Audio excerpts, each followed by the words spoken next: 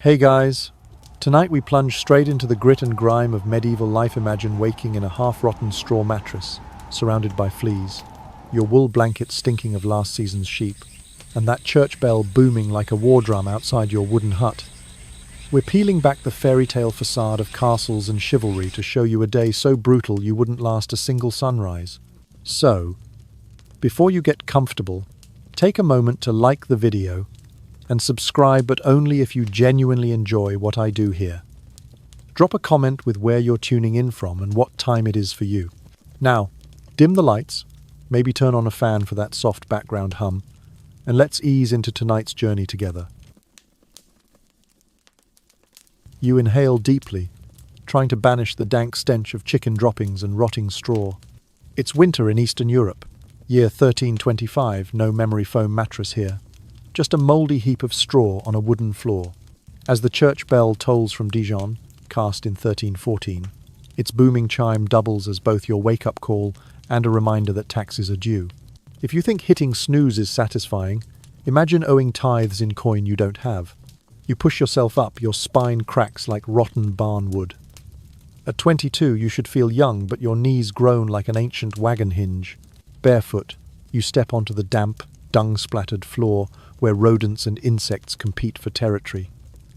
You'll not survive more than a day if that thatched roof caves under heavy snow. By the way, historian circles still debate whether plebeians actually shouted "Gardez-le" before emptying chamber pots or simply tipped them onto the street. Morning light sneaks through a tiny window slit, basically a mouse hole revealing your one-room hut shared with 7 family members, a pig, and half the county's vermin population. That wool blanket weighing as much as a calf? Never washed since last winter. You wrap yourself in its scratchy embrace, grimacing as you discover a fresh flea colony. Congratulations, you're not alone. They're feasting on you. Stepping outside, you squint at neighborly huts packed like matchbox says no insulation. No central heating, just ragged fires sputtering feebly. You nearly trip over a sow rooting for acorns. At least you didn't break your nose this time. Falling face first into muck would be a very literal grounds for termination. You trudge to the village well for fresh water. Upstream, someone dumped a chamber pot last night, so your only safe drink is the local small beer. Brewing boiled the water enough to kill off most nasty eskiers to medieval detox. As cynically noted by some scholars, beer may have saved more lives here than knights in shining armor ever did. After downing a lukewarm ale, you trudge back to your hovel, belly slightly mollified, spine still aching. Historians estimate average medieval life expectancy around 35 years, though that statistic is skewed by infant mortality. Fun fact, peasants sometimes used human urine to bleach their linen, an early DIY stain remover you definitely don't want in your wash. You are your only outfit, a rough hemp tunic you've worn into tatters. Seasonal fashion? That's when it finally falls apart. Underwear optional if you even own any. Clothes washed? Only if you haul freezing river water, scrub on ashes, then hope for a sunny day, which happens maybe 3 times a year. And shoes? If you have them, they're crudely stitched leather, leaving your arches as unsupported as a soggy plank. Most villagers go barefoot through mud, dung, and peasant landmines, aka sharp rocks. As you step among the fields, your skin itches relentlessly. Bloodthirsty fleas, lice, and bedbugs pay rent on your person. No dermatologist here. Scabies is just another badge of survival. You scratch with a wooden spoon mid-chatter with the priest. He doesn't bat an eye. You pause, marveling at modern comfort. Indoor plumbing, dental floss, hot showers. Here, tooth decay starts in your teens. Cavities are so common you'd think they're a coming-of-age ritual. Historians still debate whether medieval barbers performed more bloodletting or haircuts. You muse, recalling that your barber surgeon pulled teeth by candlelight with an iron hook and zero anesthesia, and so your day begins. A breakfast of pottage mud, coloured stew simmered for weeks, and a hockey puck of coarse rye bread, probably adulterated with sawdust. No avocado toast here.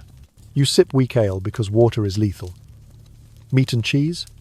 Weekend luxuries if the Lord's feeling generous. Fresh fruit?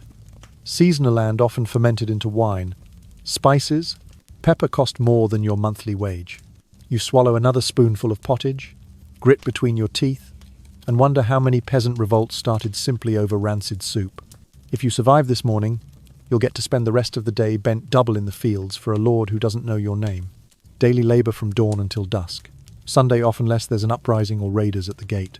Still, through it all, people sang bawdy songs in the tavern, traded gossip at the market, and stole kisses behind the church. Humanity endures even in the darkest chapters.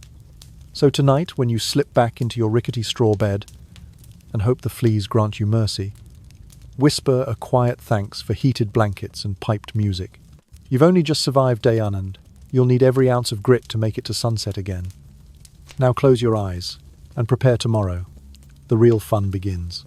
You step out from under your heavy wool blanket, thank goodness for instinct. Nature calls. You stagger toward the privy, bracing yourself. Forget porcelain thrones and soothing flushes. Here you find a wooden bucket, brimful of everything from human waste to animal droppings. You recall that in 12th century Winchester, a rudimentary underground sewer was built to keep the muck off the streets, a medieval breakthrough in hygiene. But you're not in Winchester.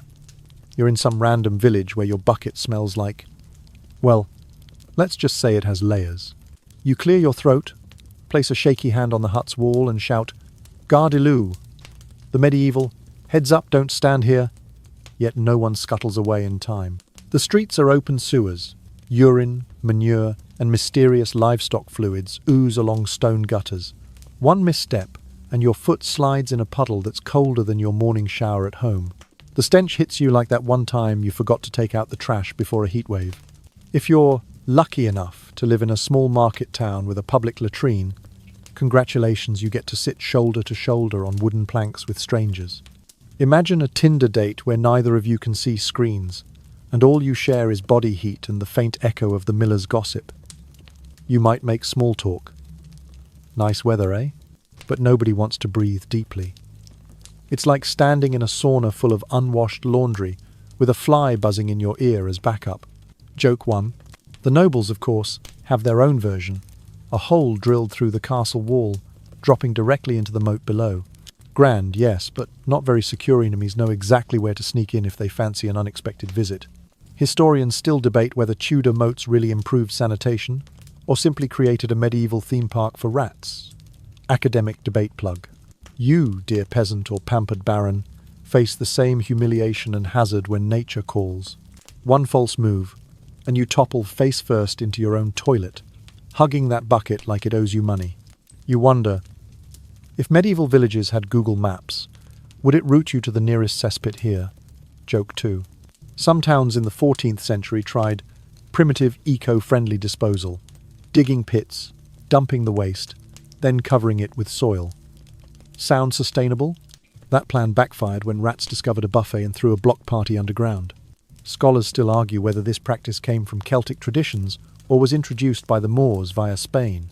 At least you're back in your hut now, the bucket safely stored, sort of. You pull the scratchy blanket over your shoulders and remind yourself that hoarding wet wipes during the pandemic wasn't so bad after all. Joke 3. You whisper to yourself, next time I complain about running out of toilet paper, just hand me a medieval bucket and watch me rethink my life choices. Hamsi. So ends your first trial of medieval sanitation. You've mastered shouting ancient French warnings, dodged human and animal waste, and survived communal latrines that double as social centres. You can nearly taste the modern luxury of indoor plumbing and, thank your lucky stars, you're not described in an academic paper as Peasant 42, Bucket Enthusiast. Now free yourself from that mental image, because the next challenge awaits. Breakfast of pottage and ale. Imagine a bowl of murky stew that's been simmering since your great-grandfather's funeral, washed down with beer brewed for safety, not taste. But that tale belongs to part 3. Prepare yourself for medieval breakfast, survival of the fittest. And remember, you definitely wouldn't last a day in the Middle Ages. You step over the threshold into the smoky warmth of the medieval kitchen and inhale deeply, bracing yourself for what passes as breakfast here. Gone is the aroma of freshly brewed espresso or warm pastries only, the tang of smouldering embers, and a faint hint of damp straw lingers. Before you sits a chipped wooden bowl cradling pottage, that glorious mush of whatever roots, grains, and legumes your household could scavenge. This is your morning sustenance, courtesy of 14th century Europe. Legend has it that during the Black Death of 1347-1351, monasteries in England dispensed thin pottage to the destitute because hard bread and meat were out of reach. The infirm survived on this gruel, and you, thankfully, can swallow yours without fear of plague germs, though the texture leaves something to be desired. Pottage simmers for days on end, new ingredients dumped atop the old, creating a living stew that's less recipe and more ongoing edible experiment. Each spoonful is a study in shades of brown, flecked with gristly bits of root and the odd kernel of barley that never quite softened. Beside your bowl lies a hunk of rock-hard bread made from coarse rye or barley flour, often bulked up with sawdust or crushed acorns. Each bite is a negotiation. Your tooth versus the loaf. A single munch, and you'll contemplate both cavity and crown repair. In fact, historians still debate whether medieval peasants regularly ate a morning meal at all, or simply snacked on bread and cheese mid-morning before their true sustenance at midday. Some argue pottage was as sacred as any ritual, while others call it a reluctant necessity.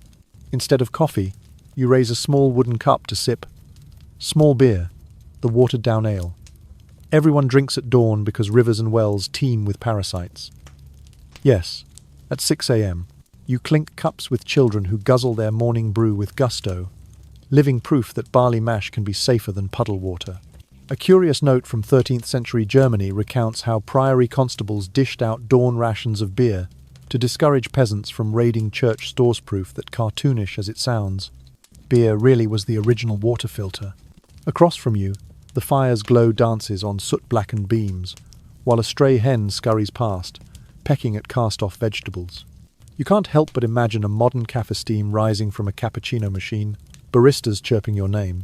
Instead, you nibble on your stone-hard bread, roll your eyes and think, if only Uber Eats delivered porridge, and maybe a fresh toothbrush. Joke 1. Peering at a faded parchment pinned to the Wallen Edict from King Philippe V of France in 1315, you learn bakers were forbidden from mixing more than 20% filler into their flour. Yet, in practice, peasant households quietly threw in bark, straw, and even ground clam shells to stretch their meager supply. Such is the art of medieval frugality, turning subsistence into a subtle crime against one's teeth. The smoky haze reveals a mound of unwashed woolen tunics draped over a chair. You recall there's no laundromat in your village. You'd drag water from the river, heat it, lather your clothes in wood ash, and pray for sunshine no more than 3 days a year. Did I mention your only outfit is this scratchy wool tunic? Underwear is optional, so optional that for most it simply doesn't exist. Imagine the luxury of cotton briefs or mesh athletic shorts. Joke 2. As you press your lips to your beer, a sudden thought strikes. In some medieval French courts, women of high rank lobbied successfully for the right to brew their own beer, thus challenging male monopoly on fermentation. Yet oddly, they still couldn't keep a fresh pair of stockings. Bracing yourself for today's chores, you rise from the rough-hewn stool. Your joints crack like a splintering door, no surprise, since by age 22, you're virtually middle-aged by medieval standards. Without memory foam or heating pads, you rely on prayer and stiff limbs to carry you through. One last glance at your bowl reveals a tiny snail shell, gleaming among the pottage's sludge. The cook likely scooped from the garden's rain-soaked corners, intact with garden detritus. On a brighter note, archaeologists recently uncovered snail shells in royal Viking kitchens, suggesting that the odd creature was considered a delicacia, perhaps an lunchtime prank. Either way, you find yourself savouring every gulp just to survive. Joke 3. You wipe your beard on a ragged cloth toilet paper, was centuries away, and ready yourself to greet the day's labour. Pottage, hard bread, and small beer. A trifecta of endurance. In one bowl you taste necessity, in one crust you taste survival, in one mug you taste safety.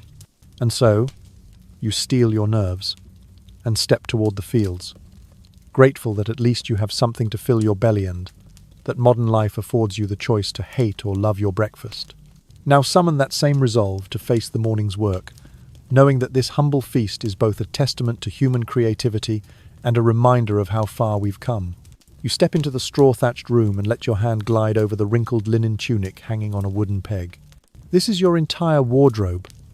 A coarse, woolen pullover tunic, So heavy it feels like a second blanket worn continuously since last winter, maybe even longer. Underwear, you ask? That concept might as well not exist here. Beneath the itchiest wool imaginable, your skin is perpetually damp and warm, a five-star resort for fleas, lice, and all manner of crawling creatures. Every hair on your legs, underarms, and backside has its own tenant, tickling your senses and occasionally whispering, "Stick around, buddy." Laundry day means hauling buckets of water from the village well, boiling it in an earthenware pot, stirring in wood ash soap, and scrubbing your wool garment against a grooved washboard. Then you hang it to dry if you're lucky to see the sun. In medieval Europe, sunshine visits roughly 3 days a year. The rest is damp, freezing, and guaranteed to leave that fresh-washed tunic smelling like mildew. You catch yourself dreaming of that mythical eco-drum spin button on a modern washing machine. Then remember, you're trudging through soggy fields, not strolling through an appliance showroom. Shoes? If you have any, it's likely a pair of battered leather boots with soles so thin they might as well be crab shells. Most villagers go barefoot, wading through mud, animal droppings, and jagged stones that turn your feet into calloused battlefields, perfect training for a century without sneakers. You once considered knitting socks, but wool was too precious, and a cheap pair cost as much as your family's entire dinner. You get what you pay for, you mutter, as you finally wrestle a pair of goat hair socks onto your blistered toes. Your body odor is a symphony of horrors. The lingering smoke of hearth fires, the dank scent of damp wool, last night's rancid pottage, and whatever else happened to waft by. Soap doesn't exist, and bathing is a gamble. The water is icy, your teeth will chatter, and you'll risk hypothermia. When nobles do clean up, they use scented herbal water lavender or rose petals. But the effect lasts only a few hours at most. Meanwhile, you would trade anything for a 38 degrees Celsius shower, the gentle hiss of water, and the soft embrace of a fluffy towel, an unthinkable luxury for anyone in the Middle Ages. In 1349, when the Black Death swept across Europe, towns like London finally grasped the importance of cleanliness. Old garments were burned to kill plague-carrying fleas, leaving survivors shivering in the cold with nothing but hope. Imagine peasants at dawn clutching scraps of straw for warmth because their only coat was sacrificed to fire. Here's a strange fact few know. In some parts of 15th century Germany, laundresses collected human urine from public Gardy lube privies to use its ammonia for bleaching clothes. People even left buckets of it by the roadside, inviting passers-by to donate their share. Today we Uber pool. Back then they pee pool. Historians still debate whether Edward III's 1,363 sumptuary laws banning certain fabrics and colours actually curbed flashy dressing or merely fueled a black market for smuggled silks and hidden gold threads. Some argue it only made nobility craft ever more elaborate disguises under layers of simpler cloth, while peasants bribed seamstresses to stitch small bits of forbidden trim into everyday tunic-san ingenious civilian rebellion. You can't help but wonder, in this stinky chaos, is there room for romance? Sometimes nobles exchange perfumed handkerchiefs of rose petals as tokens of affection. For you, rose scents mask pigsty odours. For them, they're symbols of courtly love. Life is odd. The upper class gets luxury fragrances, and the rest of you get, well, everything else. Remember yesterday when you bought that tiny fabric refresher spray for a few coins? Spritz once, and your tunic could smell like lilies for days. If you took that bottle to medieval Dijon, they'd probably accuse you of witchcraft. Joke 1. Who hates smelling nice? Just don't bring your designer shoes to a barn dance. Nobody's cheering PSG here. You peel off your grimy tunic and scratch at your neck, wincing as undernail grime stings broken skin. You dream of modern mosquito repellent, but people back then mixed animal fat with mugwort, cinnamon bark, and chili powder, an all-natural bug-off recipe that reeked of bacon. In London's museum archives, you'll find a jar labelled Unguentum moschitorum, dating to 1412, literally, mosquito ointment. Their idea of clean was your idea of eat it and cry. You imagine the laundry process again, then leap into bed hoping for a cool breeze. Joke 2. Medieval folks would kill for an induction stove. Instead, they had to stir their pots for hours over open flames. In 1533, Henry VIII decreed that noble women couldn't wear skirts wider than 3, 5 m, and men's hats no larger than 4 inches ostensibly to save on fabric during wartime. Even the upper crust didn't have carte blanche to flaunt. It makes you wonder if bin shopping ever feels political in your world. You squat beside your scrap of linen, inhale deeply, and dare to smile. After all, in the grand sweep of history, you've dodged living in that stench-filled nightmare. The leaves rustle outside, and a lone bird calls through the dawn Hazepure ASMR. You whisper to yourself, if you ever get to press that air conditioning on button, wash your clothes with a modern machine, or luxuriate under warm water, remember the blessing of scented soap, because that fragrant bubble bath will carry you through many more adventures than any medieval tunic ever could. As you carefully fold that foul-smelling linen garment and set it aside on the wooden peg, the first pale light of dawn slips through the thatch overhead. A rooster crows in the distance, and suddenly you remember the fields won't cultivate themselves. You hoist your wooden-handled hoe and leather-worn bucket, bracing yourself for another day of backbreaking labor on the Lord's domain. Long before the sun crests the horizon, you're knee-deep in the frosty furrows. Your breath puffs white in the chill air, each exhalation a small plume of steam that quickly dissipates. With every swing of the hoe, you unearth clods of clay soil so compact that hiring a team of oxen would be a blessing, yet you're condemned to wield the tool yourself. Historical fact. Under the Statute of Labourers in 1351, peasants were legally bound to accept any wage set by the crown, even as labour was scarce after the Black Death. Between swings, you pause to wipe sweat from your brows. Even in the cold, the exertion stokes a feverish heat. You drag your fingers across a bruise where the threshing flail snapped back on you yesterday, cursing the elegant, mechanized harvesters of modern farms you'll never know. A mile away stands the village well. You abandon the hoe and trudge through muddy ruts to fill your bucket. The water that trickles in is clear in appearance, but tinged with an acrid minerality. Ancient lime deposits dissolve from cracked mortar above. Lesser-known tidbit. Medieval laundries sometimes used stale urine, rich in ammonia, to bleach stubborn stains, a practice that would appall any modern textile factory. At midday, hunger gnaws at you. You break off a hunk of coarse rye bread, negotiating with each bite as though pleading for mercy. It's either this or the watery pottage that's been simmering in the communal cauldron for days a dish, so bland even the village dog turns away. You swallow a mouthful of weak ale 6 o'clock beer, they call it simply, because water is too risky a gamble. Meanwhile, in one corner of the manor, the Lord Steward debates enforcement of the 1,363 sumptuary laws, arguing that banning luxurious fabrics will keep class boundaries clear. Others sneer that such edicts only drive silk and velvet into clandestine markets. You chuckle at the thought if only you could smuggle a bolt of velvet for your tunic, you'd be a legend among peasants. Returning to the fields, you settle into a rhythm, till plant, weed, fleas, and lice cling to your tunic, a swarm of tiny tenants paying no rent. Your back creaks like the castle's iron gate when it swings on its ancient hinges, yet you press on until the sun dips low, painting the sky in bruised purples and blood-red golds. When at last you drag yourself home, your limbs tremble from exhaustion. You fetch what little firewood remains, stoke the embers, and prepare a meager supper, another bowl of pottage and a chew of salt-cured pork if you're lucky. Then you crawl onto your straw mattress, pinched by the chill and riddled with vermin. Outside, the crickets trill their nocturnal song, and you wonder, would a modern sleeper envy your simple straw bed or shudder at the thought? You close your eyes as the world darkens, lulled by the ambient chorus of farm animals settling in for the night. Tomorrow you'll shoulder the same burden, debate the same laws, and survive by the same wits, because in this age, life is endurance, and you are its uncelebrated champion. You awaken curled beneath your damp wool blanket, muscles aching from yesterday's toil, only to hear the wind howling through every crack in the wattle and daub walls. The storm outside isn't a casual weather report, it's a decree from nature itself. As winter tightens its grip, you realize you're entering the heart of the cold season. A biting north wind whistles through the gaps, rattling the fragile thatch above.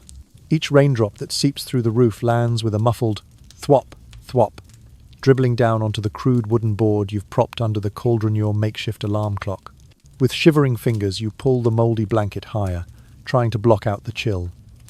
There's no hearth, no central stove, just a smouldering heap of last night's embers that promise little warmth. Gathering firewood is forbidden without a permit. You'd risk the king's justice. In 1327, Edward III outlawed unauthorized woodcutting to protect royal forests. You imagine an air-to-air heat pump set to cozy medieval mode, but of course such fantasies sharply collide with reality. Soon, summer will arrive like an oven door flung wide open. The earthen walls will absorb the sun's merciless rays, turning your one-room hut into a glasshouse. Sweat drips down your brow despite standing still. Flies swarm in dark clouds. Mosquitoes feast on your ankles. Little known fact. Some tried repelling insects by smearing lard infused with wild herbsonly to smell like a frying pan at market. At dawn you trudge into the fields, the sun perched like a flaming coin in the sky. Your skin tingles under its glare, and you drape a damp linen cloth over your neck for relief, but it dries in minutes. You dream of a modern baseball cap with built-in UV protection instead of this scratchy hood. Joke 1. I thought a medieval hood would keep the sun off, turns out it's just another sauna accessory. Suddenly hailstones pummel the young shoots, cracking tender stems and digging dents in the earth. You crouch for cover behind a furrow, listening to ice bullets tap against the soil. When it subsides, you stagger up, shoes caked in mud, and survey the wreckage. Crops overturned, ditches overflowing, your future harvest is at the mercy of the sky. Weather here is not a warning, it's a life or death decree, you murmur. Historians still debate whether these extreme storms were amplified by medieval deforestation, the so-called Little Ice Age, or whether chroniclers simply recorded them more fervently due to famine and war. Some point to widespread tree felling for shipbuilding and open-field agriculture as a destabilizing force. Others argue these patterns were cyclical. By nightfall you huddle near the dying embers. The fire crackles softly, an oddly soothing ASMR chorus of pop and hiss, but the cold still creeps in. You fold your blanket into a makeshift bolster, tucking your knees to your chest, and listen to raindrops drip steadily on the thatch. You half dream of a central heating system you could dial to 38 degrees Celsius while drifting off to the gentle whir of a ceiling fan. Joke 2. Who needs northern lights when you have northern wind and seasonal affective disorder? When dawn returns, your hands wake up before you dostiff, gnarled, as if you'd been carved from driftwood. Each movement of your spine cracks like an old monastery door. On the path outside, the wind carries the scent of wet straw and charred wood. You slip on a patch of frozen mud, but instead of face planting into straw, you only smack your backside. Small mercies, you think. Midday brings another tantrum from the sky. A mini tornado of dust, and leaves spirals across the field, then vanishes as quickly as it appeared. You scamper for the safety of your hut, while the world goes blurry in a haze of airborne soil. Moments later, it pours in earnest, thunderous sheets of rain that drum on the roof like a dozen drummers. You brace against the doorframe, letting the storm's rhythm lull you into a half-dream. Joke 3. I paid for a single-room cottage, not an all-inclusive rain spa. Finally, exhaustion overcomes you. You wrap yourself tightly in that scratchy blanket again, your breath fogging the air. Outside, the thunder rolls off the hills, and for once, you don't even mind. You drift towards sleep, comforted by the raw poetry of rain on thatch, knowing that tomorrow morning the weather will once more decide whether you survive. As the wind's whistle wanes, and you've just survived another day of medieval weather torture, you wake to realize there's yet another trial, awaiting your eternal battle with water and healthcare in the Middle Ages. You lift yourself from the damp bed of straw, joints cracking like aged floorboards, and remind yourself, no modern shower, no bottled spring water, just whatever flows through that filthy stream at dawn. Your first sip each morning is not of pure water, but of weak allelo alcohol, yes, but boiled and fermented enough to kill most parasites. Joke 1. Today we complain about the foam on our lattes. Back then you'd settle for any foam that didn't make you sick.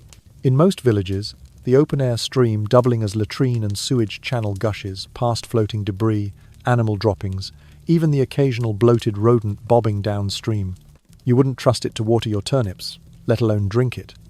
Yet drink it you must, or risk dehydration. If you dare to envision a bath, banish the thought immediately.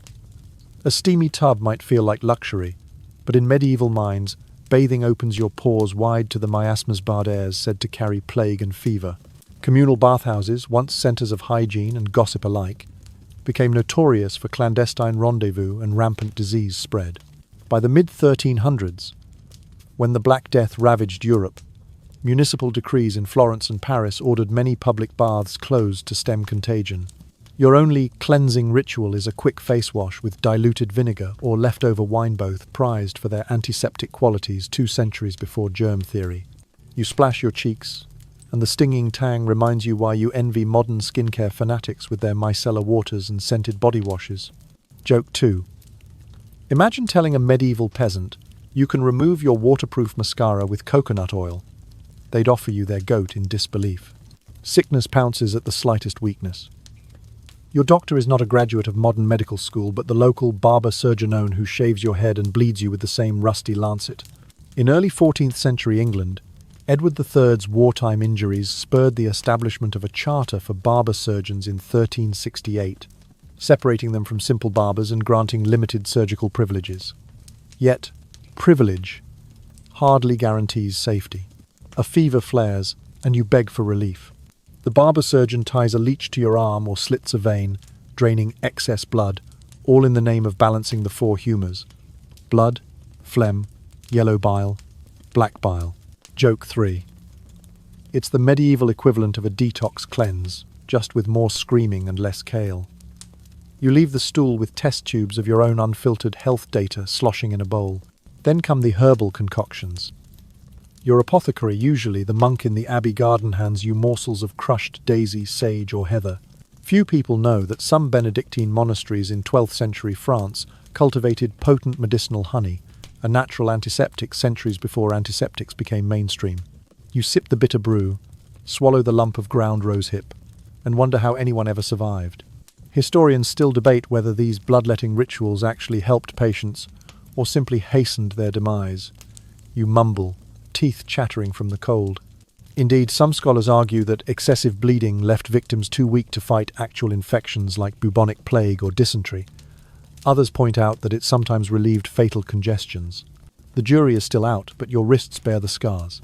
Occasionally, you might find a travelling barber surgeon with a flask of brandy or a chunk of honeycomb to ease the sting, but these are rare treats. More often, you're handed a pinch of crushed-up rose pills that fizz in your mouth and promise relief from headaches.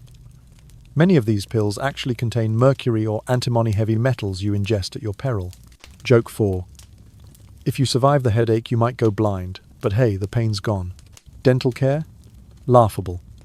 You scrape your teeth with a twig soaked in salt or rub them with ground charcoal. Cavities are a way of life by age 30. Your grin resembles a haunted crypt. The only cure is a wild extraction by blacksmith, turned dentist, gripping your molar with iron forceps by candlelight, while you bite down on a wooden stick for whatever fleeting relief you can muster.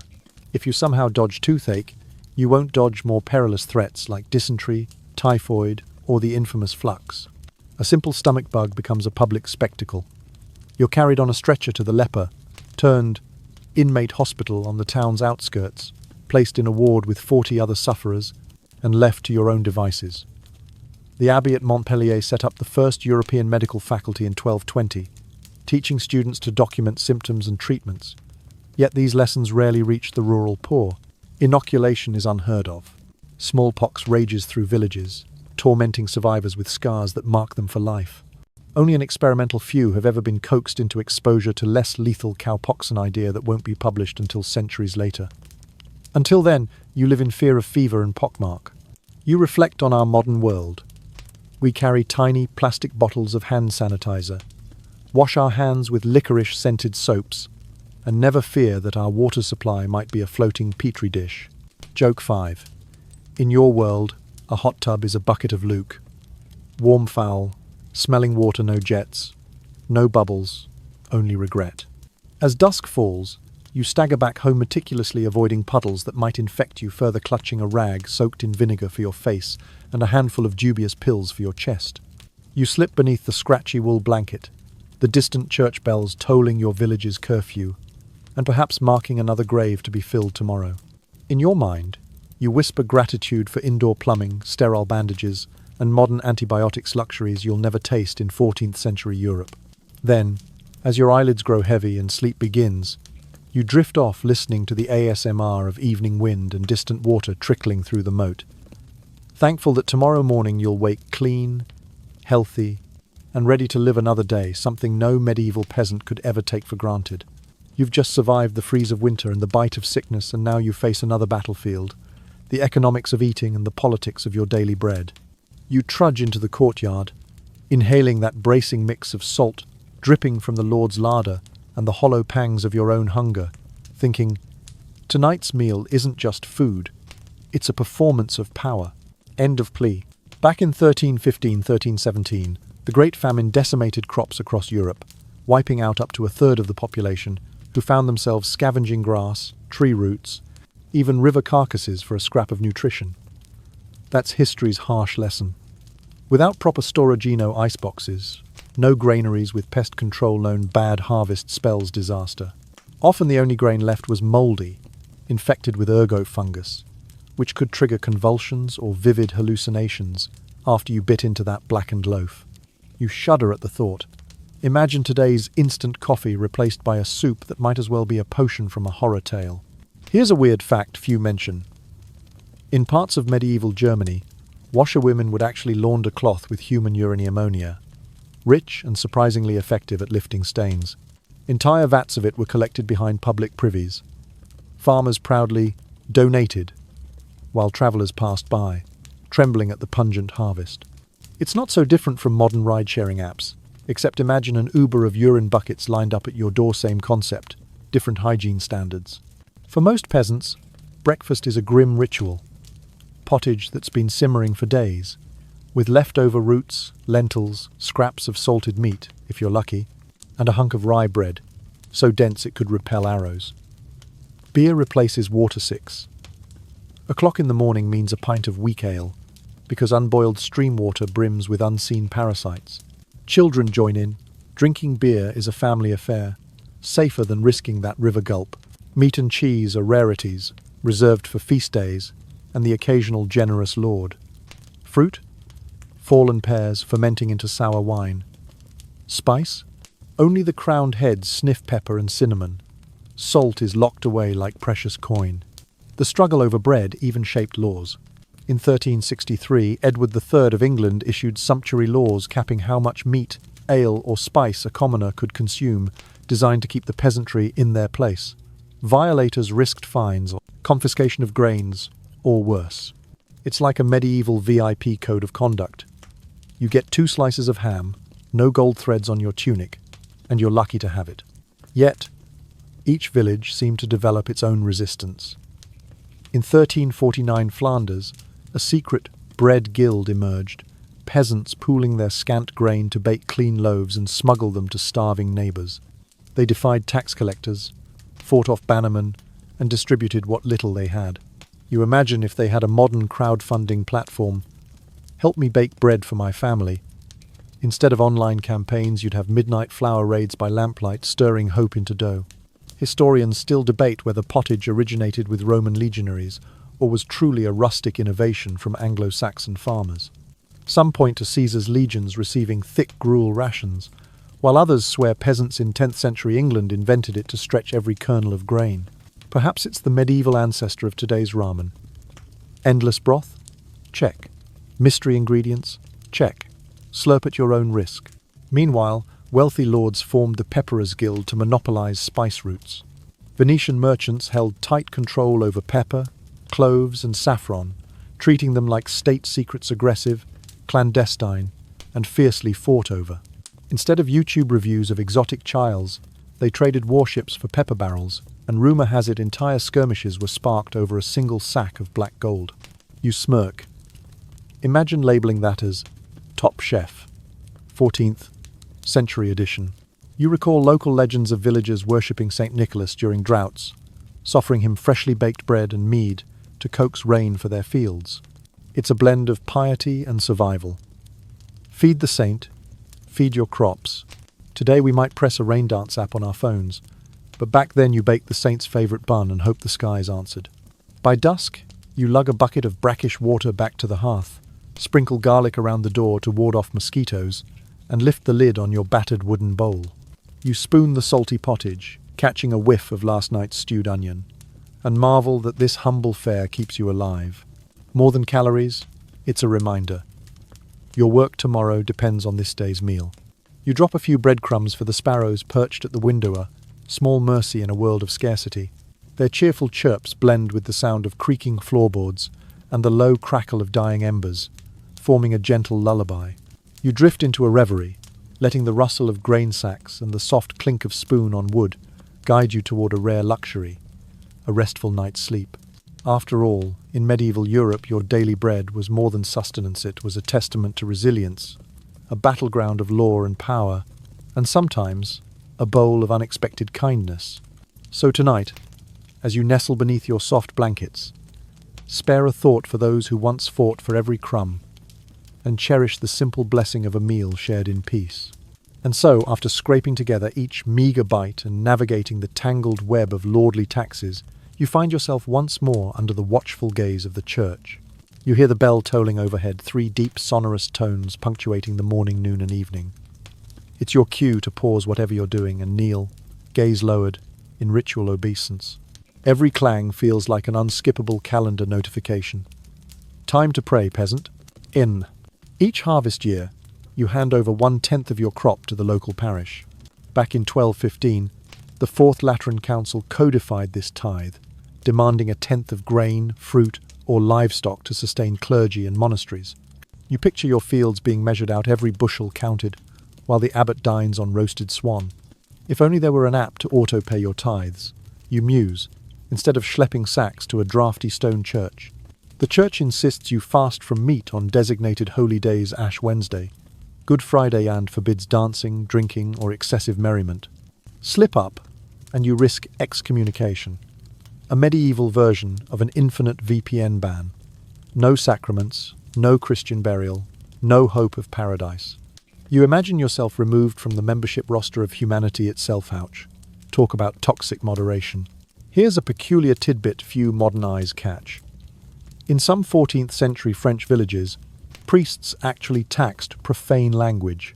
Every curse word uttered earned a spot in the parish ledger to be atoned for with a fee. Think of it as the church's original swear jar. You smirk. If only Twitter billed per expletive, you'd be bankrupt by breakfast. The church controls every facet of your life. Baptisms, marriages, funerals, even alehouse licenses. If you dare question a priest, you're branded a heretic. Charges of heresy meant trial by ordeal, boiling water, red-hot irons, or being cast into a river. Survive unscathed and you're innocent by divine judgment. Sink or suffer festering burns and you're guilty. It's like a grotesque game show where the grand prize is a mostly intact body. Historians still debate whether the medieval church advanced learning by founding universities or stifled innovation by censoring pagan texts. You'd kill for Google Scholar access, instead of relying on monks' scrawlings hidden in dusty codices. Stepping into the dimly lit nave, you brush your palm against cool limestone. Candles flicker, casting trembling shadows on faded frescoes. The air tastes of incense and damp stone. You inhale, picturing a modern spa's eucalyptus, steamingly to realize this sacred haze smells more like 1,000 sweaty haunches than a eucalyptus grove. Joke 1. Who needs spa treatments when you have holy rollers burning frankincense for your complexion? On the altar, the priest elevates the consecrated host, the wafer of Christ's body. A hush descends as parishioners' craned necks seek that moment. A crumb may drift into your palm-precious crumbs, snatched up like medieval Pokemon. You think, should I open a bakery and rebrand these as divine toast? But wisely pocket the fragment for luck. Your every sin, every fleeting doubt, can be washed away provided you've the coin to pay your penance. A confession might cost as many pence as a loaf of bread. Forgive me, Father, for I have tweeted. You whisper, imagining Twitter's terms of service in Latin. Non peccatum. See #sanctum. In the cloistered quiet, nuns practice a festival of silence lasting days. No speech, no reading, only silent weaving or copying prayer books by candlelight. It's the ultimate ASMR of stillness. If only they'd invented YouTube, you'd subscribe to Carmelite Whispers. Should you step too far beyond liturgical bounds, you risk the stakes of heresy, trial, torture, execution by fire. You swallow, remembering that dissent here is far more perilous than a bad Yelp review. Joke 2. 1 star, and you're burned at the stake talk about brutal moderation policies. The church's reach extends even to your weddings. Bans posted, dowry inspected, garments regulated by sumptuary laws that dictate acceptable colours and fabrics. In 1363, Edward III's statutes in England forbade men from wearing gold embroidery and women from flaunting luxurious silks. You can imagine the smuggled velvet under your tunic, a medieval contraband fashion statement, designer smuggling circa 1370. As you rise to leave the church's hush, you sense a gentle benediction in the air like a soft echo in a cave. The priest intones a blessing over the congregation. You bow, palms pressed together, feeling the weight of centuries in that single moment. The candlelight dances across your grime-smeared tunic as you step back into the cold. Outside, the world resumes. A village child kicking over your milk bucket, roosters crowing with insolent cheer, and the distant bleat of goats. You inhale the crisp air, part relief, part sorrow relief, to be free of ritual for now. Sorrow at the unrelenting grip of faith on every breath you take. Yet even as you trudge home, bowing to eat, work and pray, you realize something vital. In this tapestry of fear and devotion, the faint glimmer of community endures. Together, you share the same liturgy of labor and belief. And perhaps, in that shared vulnerability, there lies your greatest comfort. With each toll of the bell, each whisper of prayer, each passing penance, you are reminded that, for better or worse, you are never alone. And maybe, just maybe, that is the truest miracle you'll ever witness. You step out of the church's echoing shadow and climb the pebbled dike. Each stone pressing into your bare foot, you immediately remember you're no longer just any peasant, but a woman in the Middle Ages. From the moment you draw your first breath, your fate is all but sealed. At 12 or 14 years old, you're already promised, sometimes even married off to a man decades older. Noble women like Eleanor of Aquitaine might have wielded power in 1152, but that's a rare exception. For most girls, there's no choice. You become someone's wife before you've really lived as yourself. Scholars still debate whether early marriage improved a woman's security or merely condemned her to a lifetime of obedience, they say in dusty university halls. Meanwhile, you just pray you survive the wedding night. Childbearing is your assigned career. There's no maternity leave. Your body must return to the fields or to household chores as soon as you can stand. Maternal mortality in medieval Europe could reach 1 in 10 births. Every delivery feels like rolling loaded dice with death. Flash forward to today. Modern hospitals, epidurals, neonatal units each. A miracle you only dream of. Joke 1. You'd think passing into motherhood now is scaratory, doing it without anesthesia. In a straw hut with rats as midwives. Menstrual care? A cruel joke. You stuff rags or scraps of ragged linen, sometimes straw, into your shift, and wear them all day. In 13th century English convents, nuns washed their period cloth in the communal well. Just imagine the conversations that sparked. You'd kill for a box of modern pads or tampons, or even a yoga-style leak-proof pant. Speak up, defy your husband's command, or show too much herbal know-how, and you risk being branded a witch. Accused witches in 15th century Germany were hanged or drowned. Historians still argue how many so-called witches were genuine healers persecuted by church politics. They warn, you'd rather face a tidal wave of medieval laundry any day. Inside convent walls, life is sealed away. More fasting, more prayer, less freedom. Even the simplest song, Carmina Burana, perhaps had to be hummed in secret, or risk the abbess's wrath. Remember the Fourth Lateran Council of 1215? It shut down most public baths, warning that water opened the pores to sin and sickness. Suddenly, bathing felt like a ticket to hell, so everyone just stopped. You imagine a warm shower, the soft spray, the hum of a modern fan, absolute luxury. By day, your to-do list never ends. Spinning wool, cleaning, cooking, tending children and livestock, hauling water, mending clothes. 5-year-olds learn the hoe before they learn their letters. You recall your own preschool days finger painting and snacks then shudder. No playground, only backbreaking fieldwork.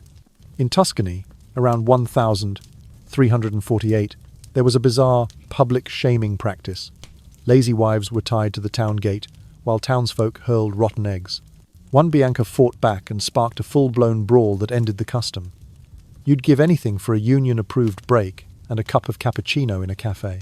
Harvest time means stocking up on grain, beans, turnips. Ironically, turnips can harbour toxic ergot fungus that causes convulsions. You'd trade that risk for your fridge's "Keep Fresh" button. Medieval food hygiene. Historians still debate whether peasants even knew ergot was deadly, they say. You just know every meal is a gamble. Yet love still finds you. On quiet nights, you and your husband exchange a hand-woven kerchief scented with rose petals. Lucky you, those petals cost more than your annual rent. Joke 2. Imagine Instagram captions, "Just another cozy night in my mud-floored hut." You clutch your calloused hands, stained by needle and plough alike, and realize, despite every law and custom conspired against you, you still choose love. As candlelight flickers and the wind sighs through the thatch, you nestle into the straw, lulled by the gentle creak of timbers. Your very own ASMR, lullaby ready to face tomorrow's absurd trials once more. You step out into the village square as the late afternoon sun softens, your breath mingling with the scent of straw and smoke. Not a whisper of tranquility here. Today is Public Justice Day. You watch as a petty thief is dragged forward, his wrists bound, head bowed. Around you, villagers jostle for a better view, children on their parents' shoulders. It's 1259, and in southern France, the so-called trial by ordeal is still in full force, part divine verdict, part gruesome spectacle. The ordeal begins. They lead him to a cauldron of boiling water. Your skin prickles at the hiss as his hand is dunked in. You almost imagine it's a bizarre medieval spa treatment, minus the massage and cucumber water. Joke 1. Who needs a hot tub when you've got an angry cauldron? In a peculiar footnote of history, some regions once tested guilt by forcing suspects to carry hot irons if their burns healed cleanly. They were innocent. If not, well, they'd earned their stripes in more ways than one. Scholars still debate whether these ordeals were genuine faith in divine judgment or simply a thinly veiled exercise of feudal power. Kaknya su hoc vern tran learn. The real purpose behind trial by ordeal, you recall. Either way, you wouldn't trade places for all the gold in the local lord's treasury. Next comes the punishment for a proven thief. A single blow severs his right hand. You wince as the crowd gasps, then applauds. Joke 2. At least it's a one-handed crimeno clapping required afterward. They strap an iron collar around his neck and parade him through the streets, the clanking metal announcing his disgrace. He hangs his head.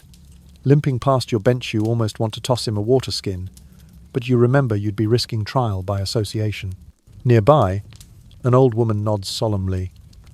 In 1320, Edward II issued reforms forbidding some ordeals. But in rural shires, custom still trumps royal decree. You shiver as the reality settles in. Even a king's command often fizzles out before the next village boundary. By the time the square falls silent, the sun has dipped low. You breathe deeply, letting the village's ambient sounds, the distant bleating of sheep, the whisper of wind through thatched roofs, wash over you. Tomorrow, you'll return to your straw mattress, but tonight you've witnessed the raw edge of medieval justice. As you walk away, you can't help but be grateful for our modern courts, steel handcuffs, and lawyers in suits. No more boiling pots, just the gentle hum of your ceiling fan and the promise of a peaceful, uneventful night. You step away slowly from the public display of punishment, leaving behind the hiss of scalding water cooling and the ragged breaths of the condemned. There's barely a moment to rest before the shadow of death slips silently into your footsteps like an uninvited guest. The cool evening air whispers through the reeds, as if murmuring, "Life is fragile, you know." Back then, life expectancy hovered around 35-40 years. Making it past 40 was like hitting the medieval lottery. You've heard tales of families who celebrated a 50th birthday. It was as rare as avoiding the Black Plague entirely. Joke 1. Today, turning 35 is young adulthood. Back then, it was when you got your first silver hair. Between 1347 and 1351, the Black Death swept through Europe, claiming an estimated 25–60% of the population. This catastrophic event forever changed attitudes toward death. Not only did you fear fever, but you also cringed at the smell of decaying bodies strung out by the roadside. In one nearby village, they say the churchyard filled so quickly with coffins that they resorted to mass graves enough to make you imagine a VIP funeral parking lot. Joke 2. Who needs a luxury condo when you could reserve a VIP plot in a mass grave? A lesser-known fact. In parts of 14th century Italy, burials often took place in the middle of the night around 3 a.m. to keep flies away. Locals believed that under the cover of darkness, souls could pass peacefully to the next realm without being harassed by buzzing scavengers. So imagine a midnight funeral, creaking floorboards, the hush of mourners tiptoeing, and maybe a lone owl hooting overhead. Historians still debate the social aftermath of the Black Death. Historians argue over whether labour shortages actually weakened feudal serfdom. Some claim that landowners had to pay higher wages, fueling peasant revolts, while others insist that strict labour laws kept the system intact, as rigid as a plague-ravaged castle wall. But disease wasn't the only threat. Every time you bent over to plough a field, a slip could cut your hand badly enough to fester without antibiotics. Gangrene awaited. In late 12th century England, dysentery outbreaks followed heavy rains, when flooded fields contaminated food. You swallow nervously, thinking, if only I had a miracle cure pill, I'd pay a cow's worth of silver for it. Joke 3. Thanks to dysentery, nobody ever complains about indigestion. Childhood was no guarantee of safety either. Nearly half of all children died before age 5 from malnutrition or simple infections. Mothers wept in darkness when fever took their little ones overnight. You imagine having a gentle humidifier and baby calm essential oils, then no infant would wake in the night screaming. Bodies were buried quickly to stave off more disease. Coffins were simple wooden boxes, or at best bodies wrapped in cloth, dug shallowly in churchyards. Villages clogged with mass graves, unmarked mounds dotted the outskirts, eerily reminiscent of a forgotten battlefield. Joke 4. If life were a live stream, you'd smash subscribe to know exactly when you get cut from the broadcast. A more obscure peril: earthquakes, landslides, and floods. In 1348, a quake in central Italy leveled villages and buried hundreds alive. You picture yourself in the field when the earth shudders, grain stalks trembling, walls collapsing, making you glad for modern earthquake alerts. Despite these constant threats, you breathe deep of the night air, spiced with faint wood smoke and distant church bells, gentle ASMR lullaby promising rest. Tonight, you lie under your heavy straw mattress, wrap your thin wool blanket tight, and reflect on the precariousness of medieval existence. You're grateful for modern medicine, vaccines, and clean water that let you sleep soundly until morning, while somewhere across the centuries, an ancestor trembles in fevered dreams, clutching a broken limb as the dawn breaks.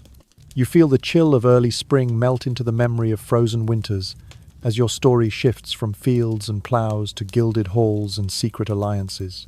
In 1729, in a quiet corner of German Pomerania, Sophie Federica Augusta von Anhalt takes her first breath.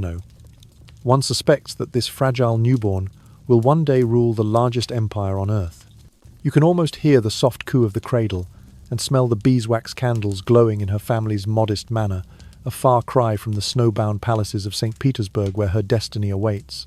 At 14, you find yourself stepping off a carriage into a world of marble columns and frosty courtyards, exchanging your German name for the Russian Ekaterina and your simple gowns for silks heavy with imperial embroidery.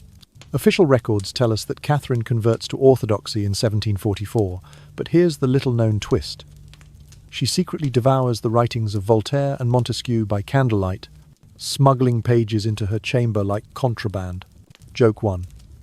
If Catherine had Netflix, she'd binge-watch Enlightenment documentaries instead of court gossip. You sense her growing confidence as she learns Russian by shadowing tutors. Each new phrase chisels away at her outsider status. Meanwhile, historians still argue over when she truly seized power. Did she plot the coup in dark corridors months in advance? Or was it the fever of palace intrigue that pushed her hand? By July 1762, the astonishing coup unfolds. No bloodshed, just the click-clack of uniforms marching, and you hold your breath as Peter III abdicates before he can even realize he's been overthrown. A strikingly odd detail. Catherine's correspondence with Voltaire spans 15-year hundreds of letters exploring the nature of freedom and governance, exchanged under the watchful eye of court spies. You can almost feel the parchment in your fingers, the faint scent of ink mingling with the smoke of Russian hearths. Joke 2. Imagine texting Voltaire an emoji. His reply would probably be a sarcastic quip in perfect French. Ah, once crowned empress, you witness her ambitious reforms, codifying laws, supporting education in vernacular Russian, and sponsoring smallpox inoculation sacks, so radical that nobles grumble behind closed doors. And yet, the debates endure. Were her enlightenment, flavoured policies, genuine convictions, or clever tactics to secure her reign? Under your breath, you marvel at how she balances autocracy with progress, wielding power with a philosopher's pen and a soldier's resolve. As candlelight flickers in your own room, if you close this chapter knowing that Catherine's rise from obscure princess to great empress is a testament to unyielding ambition and a reminder that history often turns on the quietest of revolutions. You've just witnessed the tale of a young German girl named Sophie who became Empress Catherine II of Russia, and now you stand at the threshold of her bloodless transfer of power in 1762. Your breath slows, matching the soft rustle of silk drapery in the summer palace. You see the imperial guard's boots glide across polished Marbleno rattling armor, no thunderous march, just hushed footsteps bearing the destiny of an empire. Flickering candlelight dances on gilded walls, revealing Catherine's calm, determined expression. The pivotal historical moment, Peter III, abdicating after only 6 months on the throne, ushers in an era shaped by her velvet-gloved iron fist. You almost hear the press of ink on newly printed edicts. Freedom of conscience guaranteed, torture strictly limited, justice aligned with Enlightenment ideals. Close your eyes and imagine drifting through the Senate chamber, where nobles lean over parchment and affix their seals to the nakaz, Catherine's landmark legislative manifesto. Before they can fully comprehend it, the church bells ring out. A new reign has begun. Joke 1. If this had been live-streamed, Catherine Live would have trended from 0 to Empress in 6 months. But she didn't stop at symbolism. Catherine created Russian-language schools first for a court that had long favoured French, so that every subject might read Voltaire or Montesquieu in their mother tongue. She even housed the first public library inside the Winter Palace, its low doorframe designed so that even the shortest courtier could reach the shelves. Joke 2. Who says only tall people can access knowledge? Catherine thought otherwise accessible, enlightenment for all heights. On religion, she bolstered the Orthodox Church while granting official tolerance to Armenian, Jewish, and other Christian communities. Historians still dispute whether this was genuine Enlightenment tolerance or a cunning political maneuver to dilute Orthodox power. You muse. Perhaps it was both, a shrewd blend of compassion and control. As her naval forces under Potemkin advanced southward, you picture them marching toward the Black Sea, flags fluttering like reeds in a breeze. In 1783, they formally annexed Crimea finally, giving Russia the warm water ports it coveted. Yet legend has it Potemkin built entire model villages of false front cottages decorated with fresh flowers, then quietly dismantled them once Catherine's carriage passed. First reality, television in history, you chuckle. Joke 3. Think modern PR is slick? Try selling fake villages to your empress. By nightfall, you sense the weight of her deeds, abolishing some torture practices in 1767, creating a bathing cell in the palace, prison so inmates might at least wash their hands before trial, partitioning Poland in 1772, 1793, and 1795 eras that saw the Commonwealth erased from maps. You almost smell the melted wax sealing secret Treaty of Amity, scrolls, the faint tang of ink on parchment. When the final bell tolls, lid of an era closes, your eyes flutter shut to the soft echo of history. In Catherine's reign, power was wielded not by sword, but by vision, and you drift off, lulled by the thought that sometimes the greatest revolutions leave no bloodstains at all. You can still feel the last echoes of the Russian throne as Catherine the Great's reign fades into memory, and suddenly, without warning, you land in the sun-drenched streets of Coyoacán, Mexico, where a little girl named Frida Kahlo takes her first breath. The chill of palace draughts and the scent of melting beeswax vanish, replaced instantly by the heady swirl of cacao and blooming bougainvillea.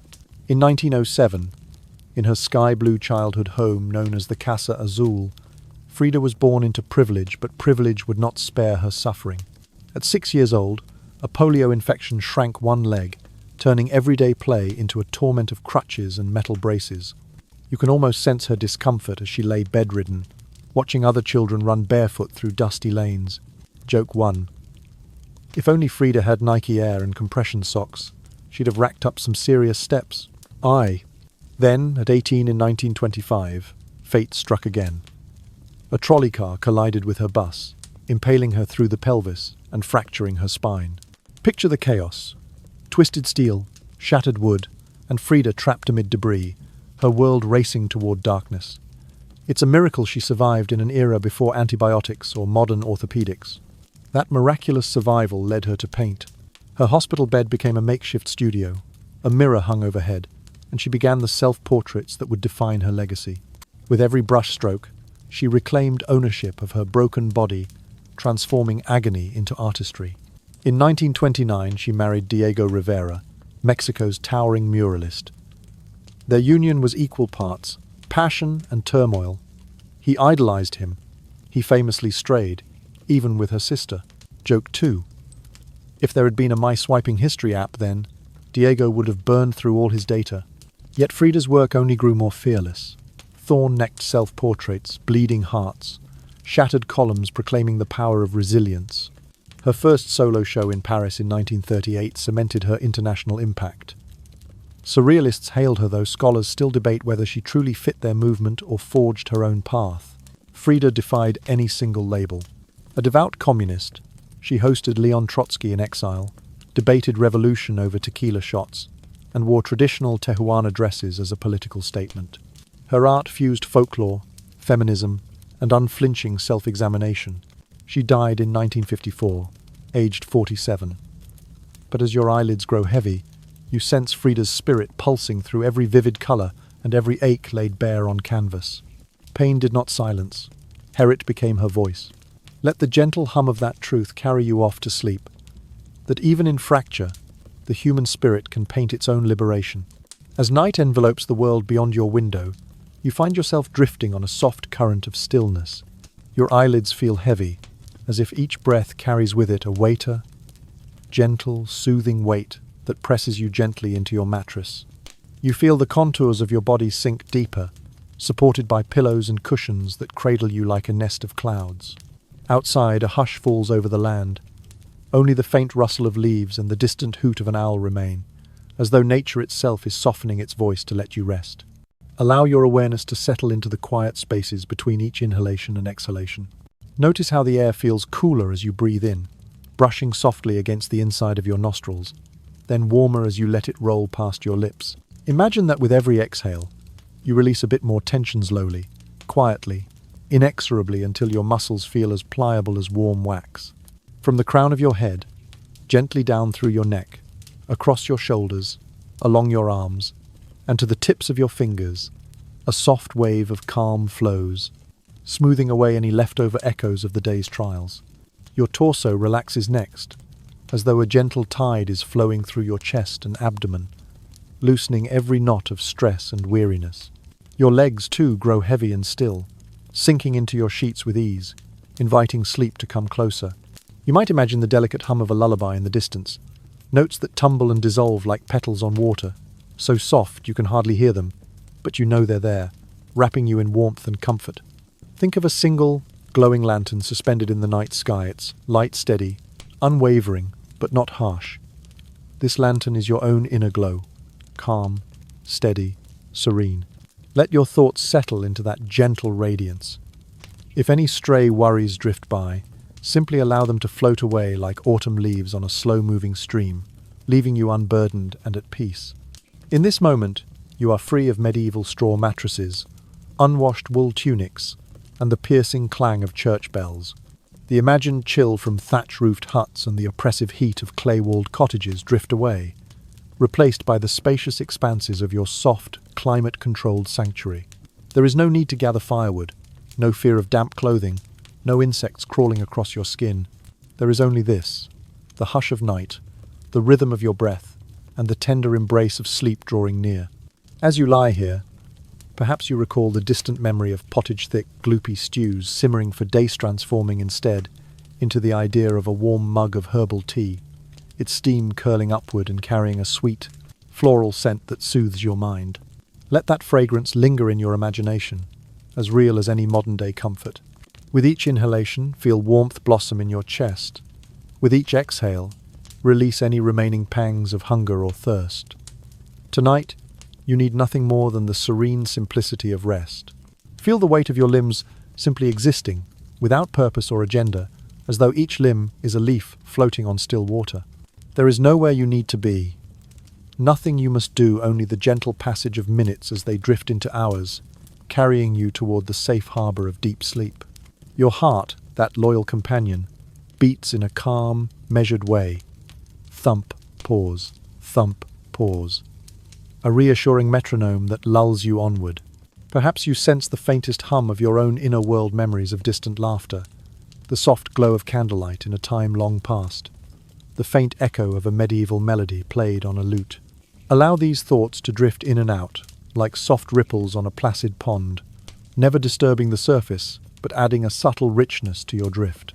They are nothing more than distant whispers now, reminders of how far you've come and how deeply you can find peace. Now imagine a gentle breeze rustling through tall grass, or a quiet meadow at dawn, when dew sparkles on each blade but the world is still hushed by the lingering night. You are completely safe in this momentheld in a space of stillness and possibility. No ancient plagues, no harsh punishments, no cold stone floors remain here. Only the softness of this moment, inviting you downward, deeper into rest. Your mind, like a calm lake mirrored by the moon, reflects only the faintest glow of consciousness. Let that moonlight glow guide you ever so gently into the realm of dreams. If any stray concerns surface tomorrow's tasks, yesterday's regret, simply watch them float away like clouds drifting across that moonlit lake, dissolving into nothingness.